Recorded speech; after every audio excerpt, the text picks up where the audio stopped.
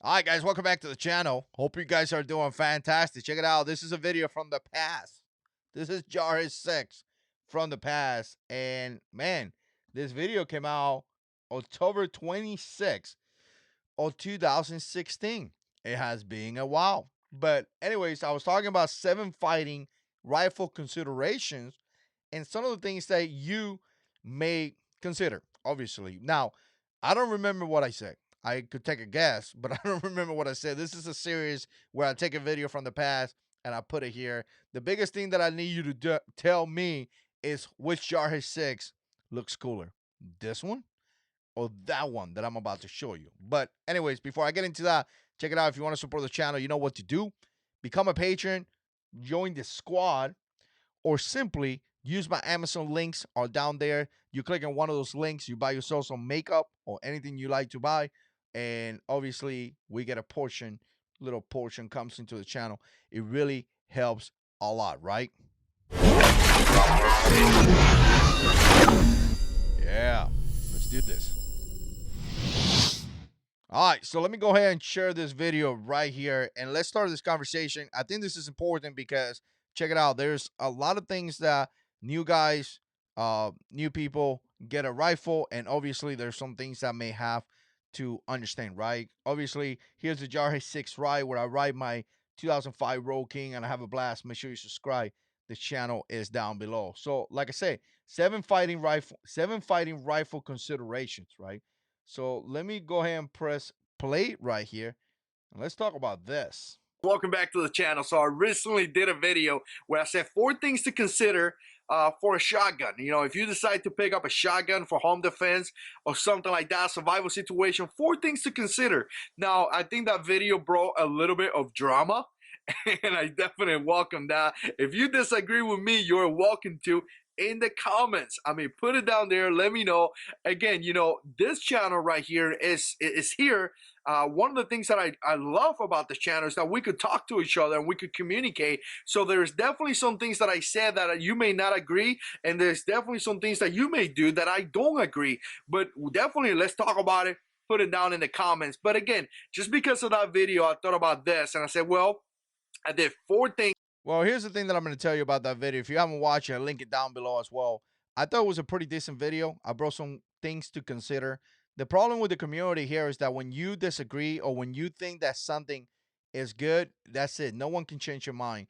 And some people think that whatever they have is the best. And when we need to understand that it's not the best, it's always something that works great for some things and some things don't work so good, right? Every system is going to have strong capabilities. Every system is going to have vulnerabilities. So again, shotgun, great firearm if you haven't watched our video for home defense. But as a main rifle, probably not. And the reason is simple. Look at the military. Do they carry shotgun as primary weapon? No, they carry shotgun as secondary weapon, or not secondary weapon, special weapons, because they are great for specific situations. But again, some people buy a shotgun, and if you say something, well, it may not be as good because of this, it's a completely fight. And what we're trying to do is not to fight, but to learn from each other, right? Some people miss that point for some reason, right? So let's go ahead and press play. To consider for a shotgun in home defense. I'll link it down below. Let's do 6 things to consider for a rifle. Maybe a survival rifle, you know, self-defense rifle, something that you're gonna get in case of really bad things happening. So something really bad happened, you're gonna grab that rifle to defend yourself and defend your family. Here's the first thing. Again, 6 things. The first one is going to be that it has to be a semi-automatic rifle. It can be a pump rifle. It can be a lever rifle. It can be a bolt action rifle. I mean, all those things could get you out of trouble, maybe. But if you don't have a semi-automatic rifle, you won't be able to match the enemy. You won't be able to match the bad guy. Again, in case of self-defense, the bad guy could have an AR-15, could have an AK-74, AK-47, and there you are with a lever rifle. Again, some of you guys are going to say, well, I could shoot that real quick. I don't think it's going to be as quick as a semi-automatic rifle. And I tell you right now, being in the Marines and being in Iraq and Afghanistan, the one who wins is the one who can shoot the faster. I mean, the more rounds you can put on target, again, it's going to give you that survival, that victory. So To me, it's simple. You have to be able to have a semi-automatic rifle that you could put rounds down range. And again, I'm going to talk about accessories, and you have to be able to connect. But again, having a semi-automatic rifle is going to allow you to put some rounds down range at a very fast pace, and that's what you want now. Number two, it's going to be simple. Weight. You can get. There we go. I'm back in it. I'm gonna tell you one thing. I want to mention this before Jar 6 goes into number two. I've been doing so many videos lately and about self-defense and things like that. And I'm sure I'm going to mention this in the video, but what I see constantly is crazy amount of people doing this home breakings. Crazy, multiple suspects. And not only that, multiple suspects well armed. So here I'm talking about being, having the same firearm so you could be at the same capability or the same system or the same level of the threat. That is so important nowadays. We're seeing crazy stuff going on, and I'll tell you what, the ability to be able to shoot faster and be able to engage multiple threat in a self-defense situation, home defense situation, is going to be critical. Critical. Not having a good semi-automatic rifle nowadays in 2021 is just insane, in my opinion. Definitely insane. Something that is really heavy. Some of you guys out there with a 12-pound rifle and 300 rounds or 308, let me know how that's going to work out for you. Go ahead and put your backpack on and go for a 3-mile walk and let me know how much that rifle is going to get in the way. Remember, not only you carrying a rifle, you're also carrying a backpack, you're also carrying your children's stuff, you're also carrying your wife, whatever. You're carrying rounds. Most likely you're going to be carrying a pistol. You're carrying your first aid. You're carrying your water, your food. You're carrying so much stuff. Guys, I got to tell you, you got to cut down in the weight. If you don't believe me, go for a 3-mile walk with your assistant and let me know how that works out for you. Again, a rifle that is really heavy with ammunition that is really heavy is going to get you out of the fight. I remember operations where the first Marines that went down because dehydration and passing out, not really because of enemy contact. So weight is definitely something that you got to keep in consideration. Number three. Here's the thing, and I'm going to add up to this again. Here's the thing that I want to say, because this is something that it's funny. I was talking to one of my kids lately, and in Call of Duty, you see the guys with a bunch of guns and all that. And as they switch guns, you see them in the TV, and they go like, "Eh," and the new gun comes out, right? And the way is not an issue or anything like that. And I'm telling my kid that's not reality. In real combat, they don't do that. All that stuff way like crazy. And I feel that a lot of guys have systems that they haven't tried out. They bought a system based on the fact that they saw a YouTube video, based on the fact that they saw somebody here doing it, and they think that they could do it as well. And comes to find out that they can really work that system. Maybe it's too heavy. Maybe it's something that they can't carry. I'll tell you me for a fact, my back is completely destroyed. I cannot carry the stuff that I was able to carry in the past, right? So I need to adjust that system to me. I think the weight is an important thing. And when you look at rifles that you're looking for to defend yourself, you got to keep that in mind. I got an AR-10 right here, 308. I love the rifle. Hits hard, great rifle. But I tell you what, if I got to walk a mile with that rifle, I'll probably be in trouble. It is very, very heavy. No doubt about that, right? So, Three is going to be accessories.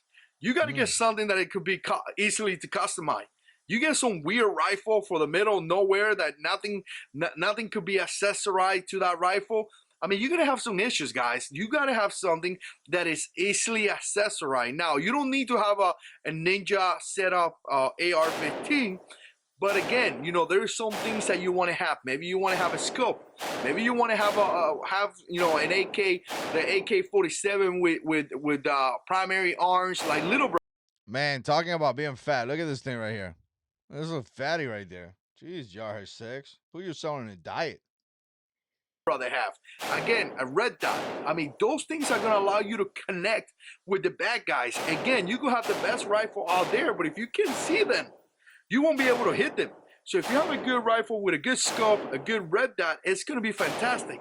If you have a light in your rifle, you're going to be able to identify that bad guy with that light, and you're going to be able to put rounds downrange better. So again, having a system that you could accessorize, again, you don't have to put like 10 pounds in accessories, but you could put a good flashlight, you could put a good red dot.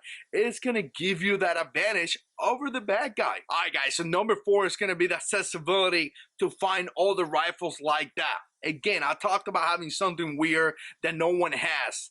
I'm a big fan of the AR-15 because I use it in the military and I like it. AK-47 because it's a great gun too. I shot as well. But the thing about those guns is that a lot of people have them. So the fact that it's a common rifle is gonna allow you to, again, if something happened, if it breaks, if you need parts, if something like that, you're gonna be able to have that accessibility to grab somebody else's parts and put it in your rifle. Other than that, again, if you have an AR-15, your wife has that AR-15, having that same rifle is going to allow you to share magazines, to share accessories, to share many different things. So you're going to have a rifle that is very, easy to transfer parts, transfer accessories and things like that. Don't be getting something weird that no one knows anything about that. Number 5, this is going to be a good one. This is going to be a really good one. Some of you guys may not think about this. Capacity.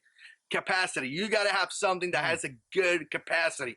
We go back to what I said at the beginning.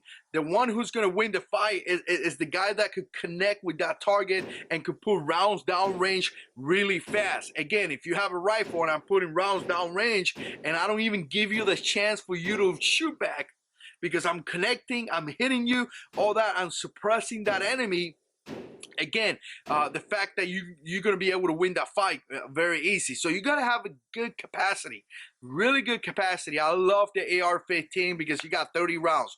Those 30 rounds, it gives you the ability to come down, pull rounds down range, and be able to assault that target, be able to assault that threat, and be able to win the fight. So capacity has to be something really good. A lot of guys says, I need to get a most in the gun to fight.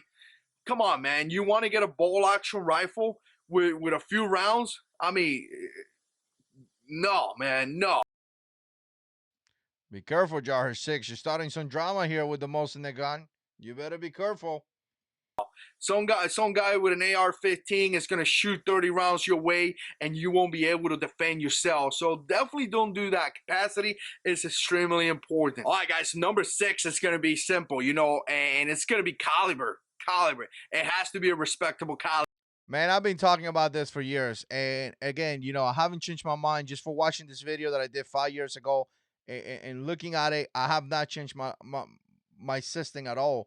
Good semi automatic rifle, good capacity, good weight, something that you could manage, something that you could accessorize on the right way. I think the great tips, not only for a fighting rifle, for actually a home defense pistol and things like that. It's just things that you got to keep in mind.